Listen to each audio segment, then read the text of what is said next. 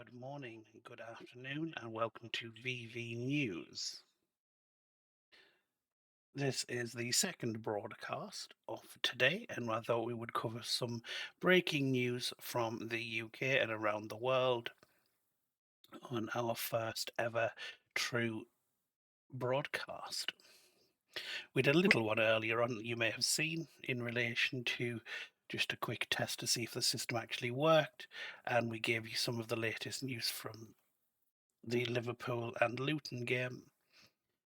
So we'll jump straight in with Sir Lindsay Hoyle is facing growing criticism over speaking out in relation to the Gaza vote yesterday.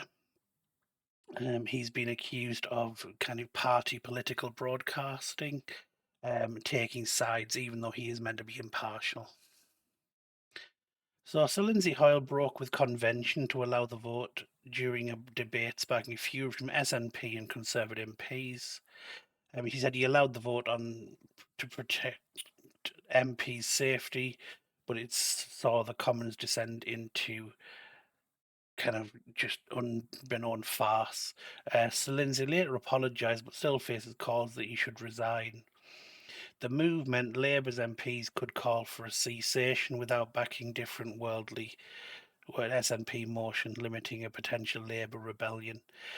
Health Minister Maria Caulfield claimed the decision was made under due pressure from Labour and accused Sir Lindsay of putting party politics above his obligation as Speaker to be impartial. This has both been denied by Labour and a source close to the Speaker. Some 56 Tories and SNP MPs signed a motion declaring they have no confidence in Sir Lindsay, who is due to meet with parties to clear the air later. The row erupted during a debate allocated by the Scottish National Party, during which they are allowed to put forward motions for debates and vote. The SNP tabled a motion calling for an immediate ceasefire in Gaza and calling for an end to the collective punishment of Palestine people. Labour, which then shifted its stance on the conflict in recent days, tabled an amendment that also backed an immediate humanitarian ceasefire, but also noted that Israel cannot be expected to cease fire if Hamas continues with violence. Elsewhere, we have police forces are failing women who have been killed. So, West Yorkshire police have been accused of failing murder and manslaughter victims who had previously sought help. BBC Newsnight found the force knew 9 women who had feared for their safety, some of who came to it directly. One victim's mother told the BBC her daughter had put her life, in the hands of West Yorkshire Police. The force said it has since implemented recommendations and has provided training to all staff. All 9 women were known to the police and had expressed safety fears directly to the force via third parties between 2019 and 2023. One was later killed by a male member of the family, and the rest were killed by a male partner or ex-partner. 2 of the victims' families told BBC Newsnight they believe the police force should have helped to prevent their loved ones from being killed. They've said they came to you for help. University student Bethany Fields was stabbed to death in Huddersfield in 2019 by her former partner Paul Crowther of 36. Transcripts of a telephone call made by Bethany to the West Yorkshire Police just weeks before her death revealed she had told them that Crowther had made death threats to others and that she believed he should be sectioned. The amount of times I've spoken to the police when he's tried to kill himself, the amount of death threats he's made to other people, hence, the harassment reports. He should have been sectioned long ago. A report into Bethany's death revealed that at least 4 people to have made complaints to the police about Crowther's threatening behaviour in the months before she was killed.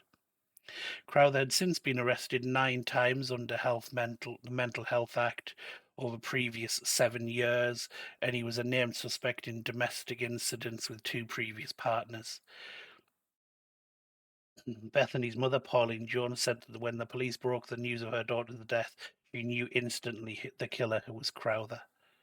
She said she came to you for help, and you just put your hands down.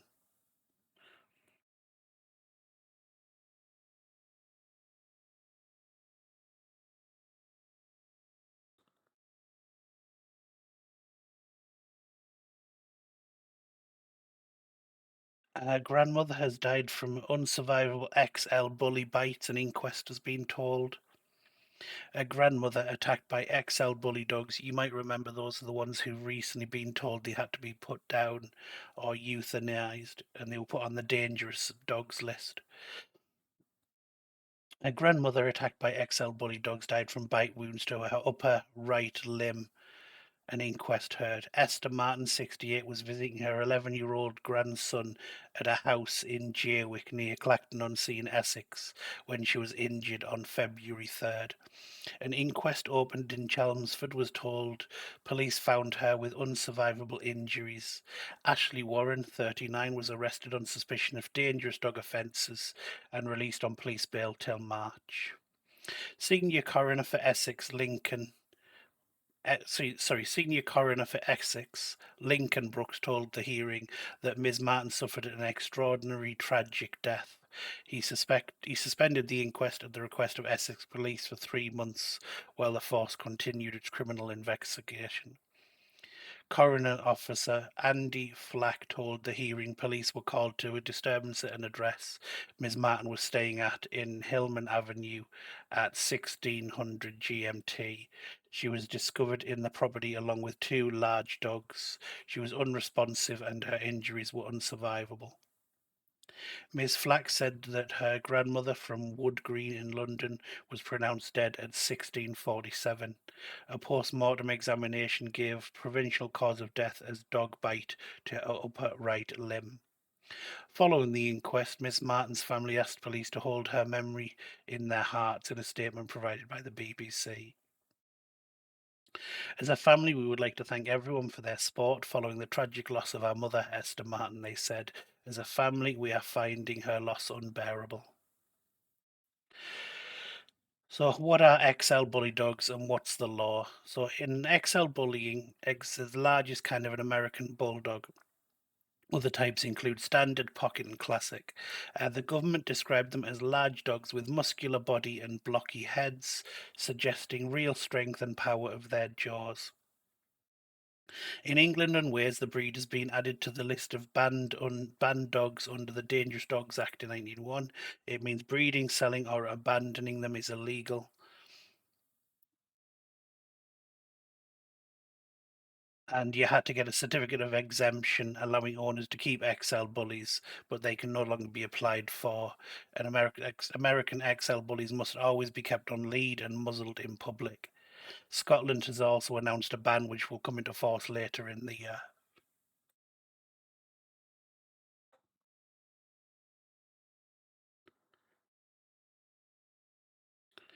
Staff at a private company working with the Home Office have been suspended after a birth certificate was returned with the words Israel scribbled out. The baby's birth certificate was sent off as part of a passport application. The Campaign Against Anti-Semitism posted an image of the certificate, which was also torn, and said the family were very concerned. Home Office Secretary James Cleverly confirmed the suspensions on X, but the number of staffers had not been clear. The Home Office launched an urgent review of the claims on Tuesday. The CEA said the certificate was sent off 2 weeks ago and was turned on Monday, with the father's place of birth crossed out. The mother's place of birth, which was also Israel, had been untouched. Mr. Cleverly said on X, "We apologise to the family for the offence caused, and I have ordered an urgent review of a certificate of birth being defaced. While we establish the facts, our commercial partner has suspended some members of staff. This is a matter of totally unacceptable, and we will not tolerate anti-Semitism." The father, who is also called Israel, told BBC Radio 4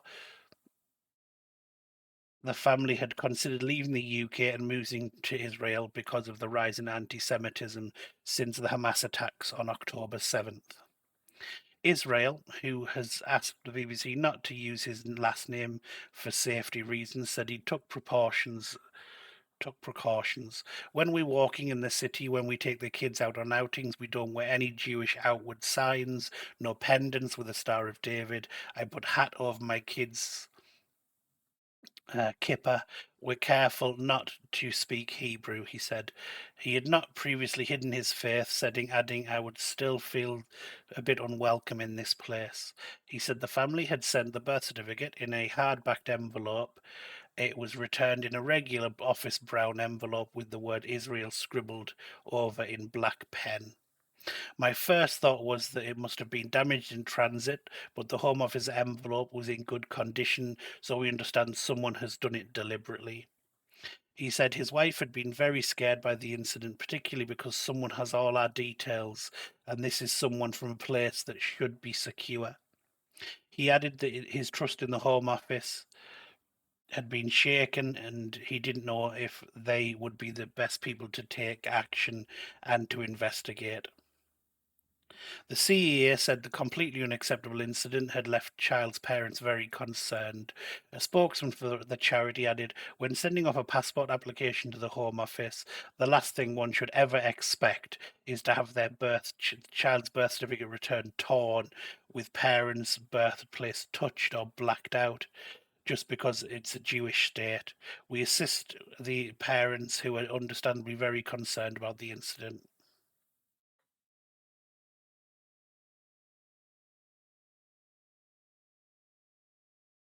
And there's also a weather warning in place for floods as we experience heavy rain and strong winds as they lash the UK. So yellow weather warnings cover the Midlands, East England, South Wales, and as rain begins to fall, it's already waterlogged areas. Flooding has been reported on many roads and on the railway, disrupting train services across the country. A yellow warning is also in place for winds in East Anglia. Central, southern, and East England has also been issued with gusts warnings of up to 60, 70 miles an hour that are expected. More rainfall on the ground, which has already waterlogged, with another 10 to 20 millimetres likely to fall continuing throughout Thursday. Drivers are being warned of hazardous conditions and large puddles and spray affecting the roads. The RSC has warned drivers to slow down and increase stopping distances. Flooding has already disrupted Great Western Railway service near Totnes, Devon, with limited service between Plymouth and Newton Abbot. Trains between Birmingham's New Street and Cheltenham Spa also faced disruption due to flooding. The Met Office said flooding homes and businesses was also a possibility, along with disruption to bus routes and further rail services. The number of flood warnings when flooding is expected has risen to 60 in England, with just one in South Wales. As well as wet weather, which is being driven by a deep area of low pressure crossing northern France, there will be a spell of gale to severe gale force winds near the coast. Gusts may also reach up to 60 to 70 miles an hour. The Met Office said there was a slight chance of power cuts and some damage to buildings. And yellow weather warnings are also in place for South Wales and southwest England for rain until 1400, with some places seeing 10 to 15 millimetres of rain within just 2 hours, and a few seeing 20 to 30 millimetres during this same period. The Midlands, East Anglia, Lincolnshire, London, and South East and Southwest England for rain up until 6 pm, with heavy rain at times. Parts of southern England for rain up until 1400 to 1600, and East Anglia, London, Central London, and Southeast England for winds until 1800.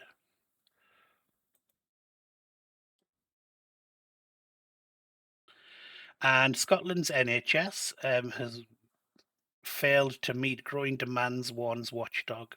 So Scotland's NHS is unable to meet the growing demand for health services, a spending watchdog has warned. A review by Audit Scotland said the increased pressure on the NHS was now having a direct impact on patient safety and experience. The watchdog also claimed there were no vision for the future of the health service. Health Secretary Neil Gray said reforms were already underway and he would shortly unveil his vision for the NHS. The annual report on the state of Scotland's health service highlighted the NHS was fearing soaring costs. patients were waiting longer to be seen and there were not enough staff. Stephen Boyle, Auditor General for Scotland, said that he had added to the financial pressures on the NHS and without reform, its longer term affordability. He added, without change, there is a risk Scotland's NHS will take up an ever growing chunk of the Scottish budget, and this means less money for other vital public services. To deliver effective reform, the Scottish Government needs to lead on the development of a clear national strategy for health and social care. It should also include investment in measures that address the causes of ill health, reducing long term demand on the NHS. The twin challenges of recovering from the COVID pandemic and the increasing demand was impacting the service patients receive, according to the audit report. It pointed out 3 out of 8 of key Scottish Government waiting time standards have not been met for in the whole of quarter and last 5 years. The number of outgoing patients waiting was 52,500, up 10.5% on 2022 and up from 319,356 in 2019. Audit Scotland said Minister's commitment to reduce waiting lists and wait times in 2023-24 was unlikely to be met by its current progress, and the number of people being discharged from hospital had been delayed still higher. Elsewhere in the NHS, ambulance crews were on average spending 23 minutes longer at hospitals waiting for patients to be conveyed compared before the pandemic. Audit Scotland said the increased demand and performance problems were having a direct impact on patient health and safety. The watchdog highlighted that Healthcare Improvement Scotland, the body which carries out safety inspections in hospitals, had highlighted some serious concerns to the boards last year. Health is the single largest area of public spending and is projected to take up an increasing share. In the last decade, Audit Scotland said direct health spending had increased by 20% in real terms, but the financial outlook for the NHS remained challenging. Spending on buildings, new hospitals, surgeries, and new treatments centres across Scotland had been put on hold as a result of budget pressures. The cost of the NHS, 1.1 billion, was for the maintenance backlog across the NHS estate, 730 million estimated cost of building 5 or 6 delayed treatment centres.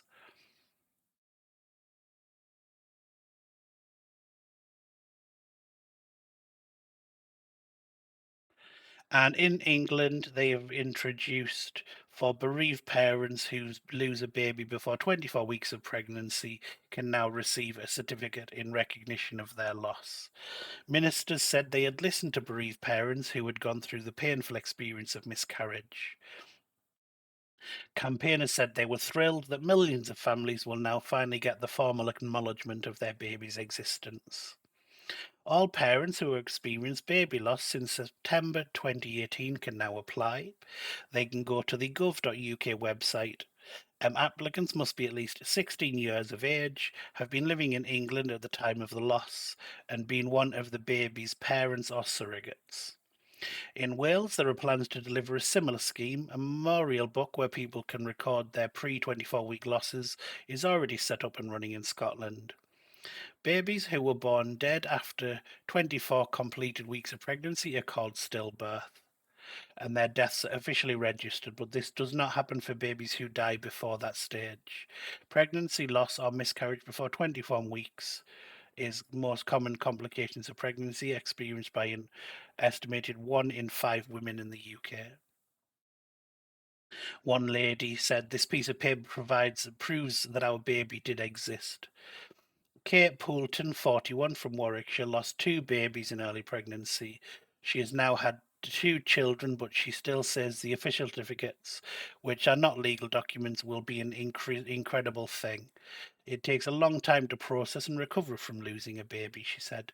Regardless of how long you're pregnant for, it's still a baby you've lost, and this piece of paper proves that it did exist. She said the certificates would get people talking about what they went through and show employers the reason they are off work. The only thing we have are memories, she added. There's nothing to say our babies were ever anything. A recent independent review looked at ways to improve NHS care and support for parents experiencing losses before 24 weeks of pregnancy, and it came up with 73 recommendations on how to make positive changes. Every year, there are thought to be 250,000 miscarriages and more than 11,000 hospital admissions for losses because of ectopic pregnancy. Statistics also show that in 2021, 3,300 women had to terminate a wanted pregnancy for medical reasons. In response, the government decided that issuing certificates of baby loss on a voluntary basis should be priority in England. The announcement has been praised by Zoe Clark Coates, who campaigned for 9 years for the certificates and runs the pregnancy loss support charity, the Mariposa Trust. She thanked the tens and thousands of bereaved parents who have asked for this and supported our work to see these introduced. Kate Brintworth, Chief Midwifery Officer for England, said she was pleased that women will now be able to access a baby loss certificate, which recognises the impact and importance of early pregnancy loss to them and their families. By next month, bereavement services will be available at almost every NHS trust in England, 7 days a week, she added. The Miscarriage Association said it looked forward to the baby loss certificate scheme being extended to losses prior to September 2018 as soon as possible. For many, it's not. For many, if not most people, even the earliest of losses can be a deeply distressing, both emotionally and physically, said Ruth Bender-Attic, National Director for the association. The new certificate scheme will make a genuinely positive difference to many who have experienced pregnancy or baby loss, offering formal recognition of the tiniest of lives.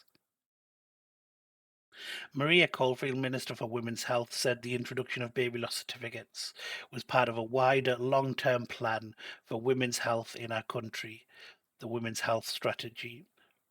And she said, I would like to thank the tireless work of campaigners and charities in supporting this agenda and making the certificates a reality.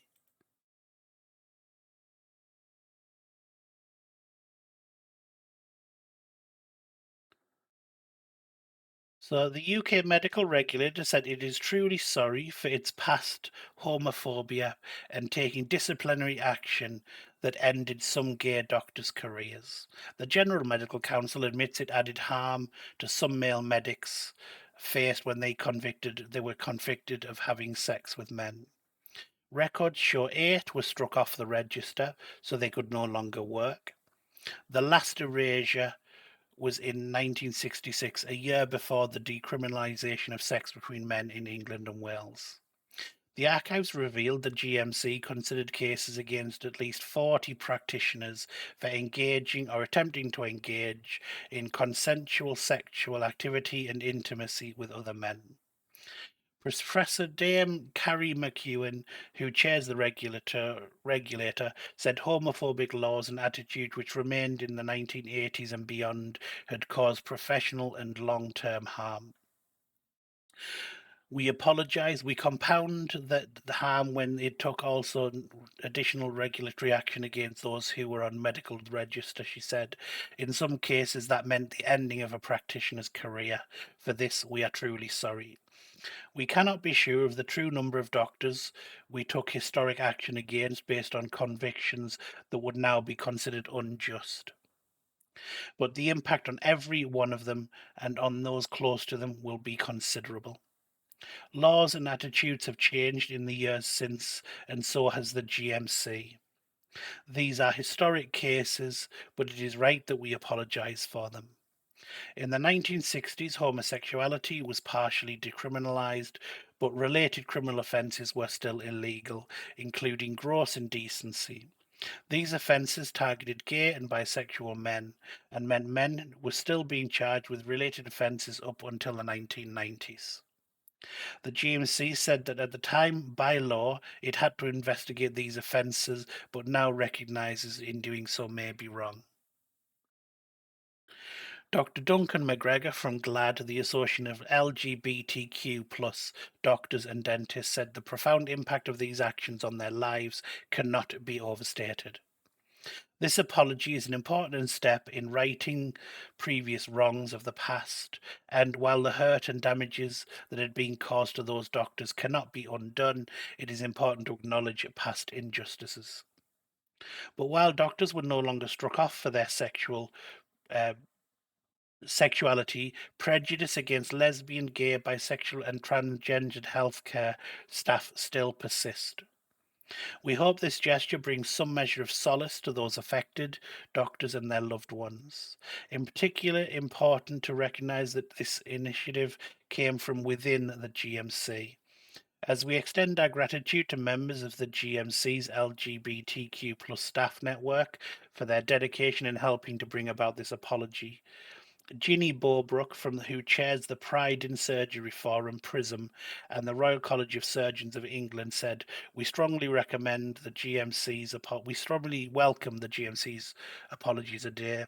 It recognises the considerable impact unjust decisions have had on so many doctors. This apology is a progress for LGBTQ plus doctors, but we are mindful there is still much work to be done until we are truly created equal."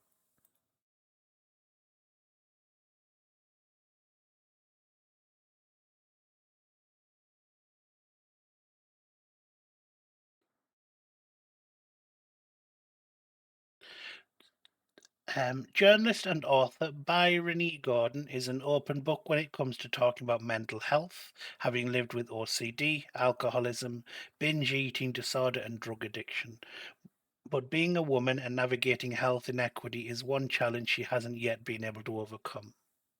"I am mad, but I'm also bloody angry," Byron said, nodding to this personal mental health challenges and how people can react to them. For many years, she had battled addictions, felt shame, recovered, relapsed, and moved from one addiction to another. Something she calls cross addiction. Often, she penned articles about her experiences in the Telegraph when she was looking for solidarity and a call for anyone out there in the broadsheet. The thing about all mental health illness is that they thrive by lying to you, by isolating you, by telling you that you're a freak, by telling you that you're alone. Being able to bear herself to the world in her books and newspaper is something she now regards as really beautiful, a way to connect with people, even if it can be overwhelming, especially when she learned her latest book had just been beaten to current popular by one day to the top on Amazon's book chart publication. Mad Woman is Byron's seventh book, but it is the one that's got her thinking the most. It's the successor to her 2016 book Mad Girl, all about her experiences of OCD, which came with a realization. People like to think you write a book about OCD and then you triumph over adversity. And as well as we all know, this kind of life is a bit nuanced and complicated than anything. What I'm trying to do is write these books to show how your recovery is messy. It's not just a linear line. Irony was not immune to such straightforward hopes herself. In reality, I thought I'd got it licked, she said of her OCD. New Year's Eve 2019 was like, I'm sorted, I've triumphed. Then March 2020 came around and COVID-19 hit. I did not pick up a drink, but I did develop a binge eating disorder. I fell back into quite bad depression, and OCD came back pretty viciously.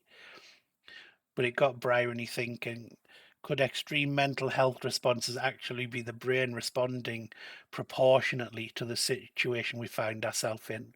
She said it was the first time she'd experienced a depression when everyone else around me was depressed too. It made her consider whether it was an entirely appropriate that people were depressed because it was in lockdown, and that it was just the brain alerting people to the fact something in your life isn't right now, rather than it being down to a chemical imbalance, which is how some people think about it. If you're experiencing difficulties, there's probably a good reason, she says, so we can stop this way of science gaslighting people and treating them like they're freaks. She says She feels women are more susceptible to this. Her book is called Mad Woman for Nothing. Isn't called Mad Woman for Nothing. In my experience, whenever I go to doctors, it's like try losing weight. It was a palpitating heart that revealed to Bryony just how much inequity women can face in the healthcare system when seeking medical help. She went to the hospital and was told it's just your hormones. Just my hormones, she scoffs. They're most powerful chemicals known to humankind. Eventually, she was diagnosed with arrhythmia and had an echocardiogram. A male doctor carried it out while he was explaining to her what a triathlon was and how he had completed one in Spain, which was very hot. Bryony considered it to be a classic example of mansplaining. I let it go on and let him have his plaudits, and then I said, I've done a triathlon in Sardinia. I've done 2 marathons. He genuinely looked at me and said, how extraordinary. She says bias towards women and weight is something that she comes up against all too often. She'd been open about her binge eating disorder, which had led to Coro blackouts, when she would obsessively buy, hide, and eat packets of Spanish sausage until the amount she blacked out.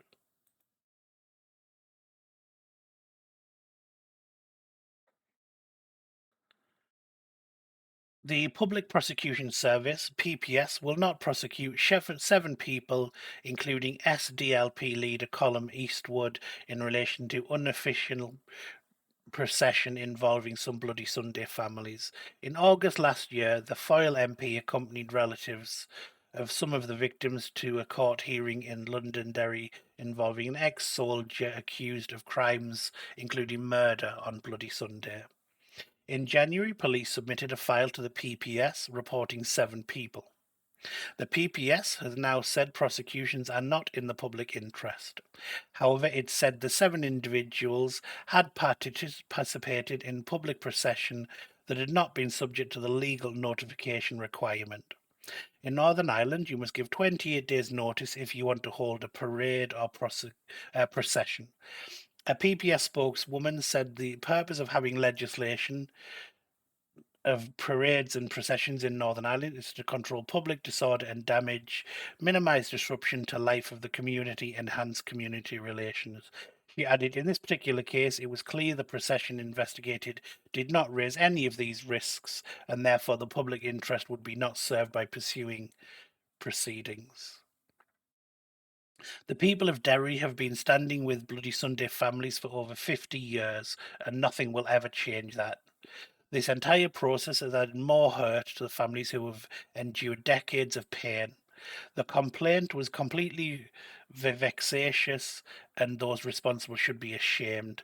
In December, the Foyle MP went to Strand Road police station in Derry, but walked out 20 minutes later when he said no one came to speak to him. The Bloody Sunday Trust also confirmed at the time that some relatives of civil rights marchers who were killed or injured in Derry during the Bloody Sunday of 30 January 1972 had been asked to attend for police interviews. Solicitor Kieran Shields, who represents a number of victims' families, and also Mr. Eastwood, said the PPS decision was a victory for common sense. This was a matter that never should have troubled the PPS, who have genuine, serious criminal cases that require to be progressed through the courts. The decision taken by the PPS this morning was the only sensible and rational decision that could be taken in these circumstances. He said the initial complaint to police had been made by loyalist activist Jamie Bryson.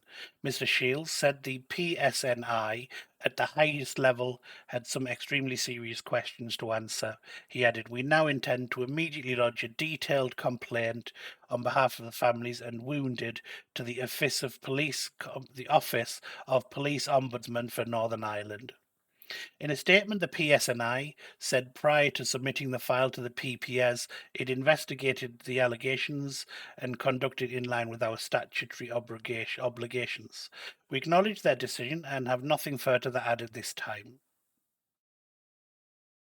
The former British soldier known as Soldier F is to stand trial for the murder of William McKinney and James Ray, plus 5 counts of attempted murder in Derry on 30 January 1972.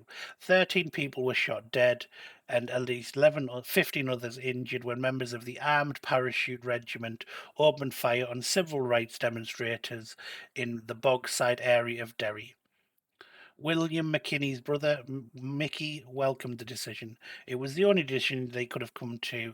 What I'm angry about is this timid appeasement and then active facilitation of this malicious complaint, which has hung over us now for 6 months, he said.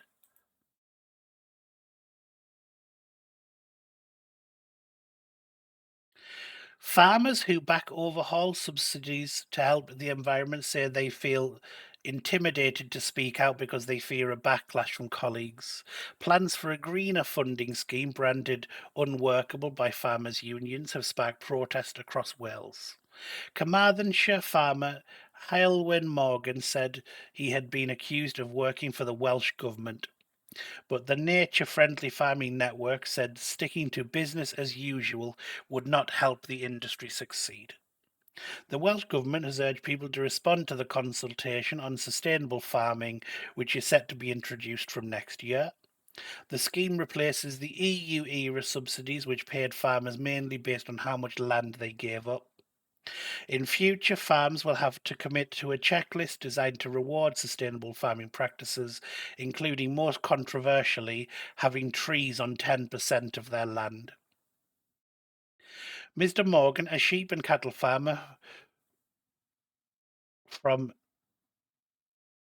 Midfa, who is chairman of the 500-member group, said those who support feel like they can't shout out and say, I'm happy because there's so much anger and backlash.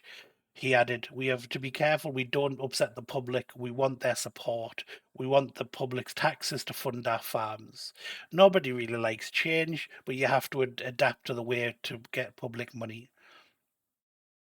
Mr. Morgan said he had been preparing his farm for changes for years and urged farmers to look at trees as a benefit to your farming business.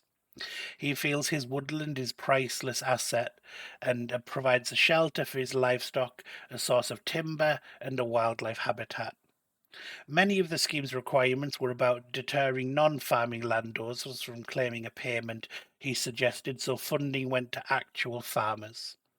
At a recent meeting to discuss proposals, he said a farmer stood up, pointed at him, and asked if he worked for the Welsh Government. While he said there are aspects of the scheme that he's not 100% happy with, he urged farmers to come up with solutions rather than say no, and expressed concerns about the call for a consultation to be paused. We've been talking about this since 2016. We're in a climate and nature emergency, and pausing now only make things worse. Father and daughter team Ifan and Rhiannon Davies from farm 22 acres across in remote spot 20 miles from Newton in Powys said, I think it's important that all farms we do what's recognised and rewarded. While in favour of environmental payments, both sympathised with protesters' concerns and said Welsh Government should have already set out how much farmers can expect to be paid and trialled ideas on pilot farms. I wholeheartedly agree with the need for more biodiversity and think a financial incentive to improve biodiversity on farms should work. But where are the details? A farmer protest continues. Environment groups have urged the public to take part in the scheme's final consultation, which ends in 7th of March. Protesters acting started in Aberystwyth at midday on Thursday with at least 150 vehicles, including tractors. About 50 tractors also gathered in Carmarthen, and a small number of tractors gathered in Colwyn Bay for Mark Drakeford's visit to the town. TV presenter Lolo Williams, an ambassador for Wildlife Trust Wales, said it was crucial that people show their support for farmers who farm in a nature-friendly way. Alexander Phillips, Policy and Advocacy Manager of the WWF, Cymru, said the old EU payments had not been great for the viability of many farms, saying there'd been about 8,000 less jobs from agriculture since the 2010s.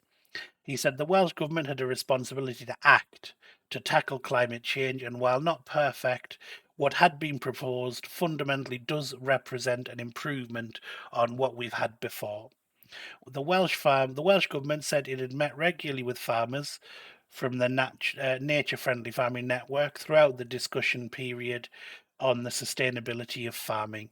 The benefits of their approach to sustainable farming is considered with sustainable land management objectives and propose suitable sustainable farming, and we would encourage them to take part in the ongoing issue.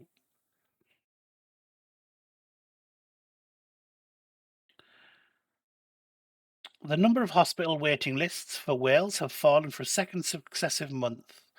They were 756,333 patient pathways on the waiting list in December, and Health Minister Ellen Morgan said she was delighted that another fall. However, the Royal College of Surgeons said the waiting list was essentially in limbo. There were improvements under the cancer targets and a small improvement to A&E and ambulance waiting times, but there was an overall increase in those waiting more than a year for hospital treatment, similar to those waiting for outpatient treatments. Cancer waiting times showed the most improvement in the best position for 9 months.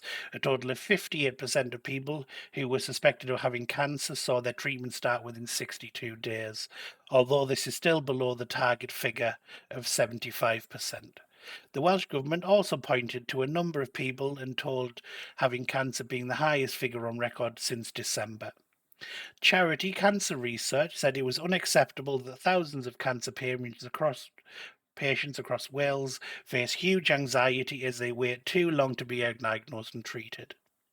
The Welsh Government must address the chaotic staff shortages and lack of specialist facility contributing to these wait times. Ambulance response times to life and health threatening were roughly the same the previous month, down 0.1%, with 48.8% arriving with 8 minutes. Oh, 80 minutes. It was the third busiest month for these red calls on record. There were also 26,755 lost hours that combined a total time the ambulance had to wait before handing over patients at A&E units. This was the fourth highest figure on record. In accident emergency, 68.4% of patients were seen within 4 hours and is an improvement on the previous month. Glan Calwood was the worst performing against the target, with only 45.1% discharged, transferred, or admitted within 4 hours. There were also 9,939 patients on who waited more than 12 hours, a rise in the previous month and 10% higher than January. When we compare A&E in England and look only at the major emergency units, then Wales is performing better for the fifth successive month. In Wales, 58% of patients were seen within 4 hours, compared to just 53% in England. The average waiting time was 2 hours and 44 minutes, 8 minutes quicker than the previous month. There were 756,333 patient pathways on waiting lists for treatments after referrals in December. This is 2,482 fewer than previous months.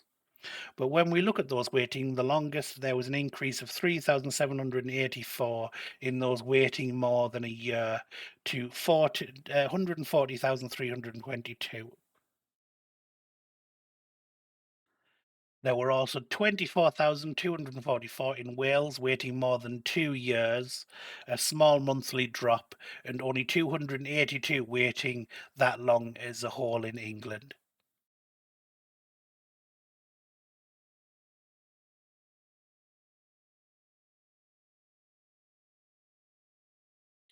A medicine for severe hair loss or alopecia is being recommended on the NHS for the first time. The daily pill called Rituximab or Litfolo could help up to 14,000 people in England, says the National Institute of Health and Care Excellence. Scotland is currently considering whether to start offering it on the NHS too. The drug, which is licensed to give people aged 12 and over, helps fight inflammation of the hair follicles to improve hair growth. Alopecia areata is an autoimmune disease where the body's immune system attacks the follicles of the hair, causing it to fall out. In severe cases, hair is lost from across the body. Lack of hair on parts of the body other than the scalp, including eyelashes and eyebrows. Nasal hair and hair on the skin leaves people more vulnerable to infections, reducing their ability to regulate body temperature. Along Living with alopecia can be profoundly challenging and cause anxiety and stress. People may experience a difficulty at school and in the workplace, and it can lead to social isolation and affect intimate relationships, experts say. NICE initially rejected the drug last year, but has now reversed its decision following a public consultation, as well as receiving more information about in more information about it, introducing a reduced price from the manufacturer Pfizer. Without a discount, a packet of 30 capsules would normally cost £1,000. Helen Knight, Director of Medicines at NICE, said our committee heard how severe alopecia can have a significant impact on people's health and quality of life. I'm delighted that we have now been able to recommend this innovative treatment. Sue Skilling, Chief Executive Officer of Alopecia UK, said, for far too long, patients with alopecia have gone without a licensed treatment option via NHS pathway. If the new treatments are only available privately, it becomes a case of the haves and the have-nots. This latest NICE recommendation will go some way to addressing this. So thank you very much. And that was the news from VV News. Please check back later if you do. Thank you. Ding, like, and subscribe.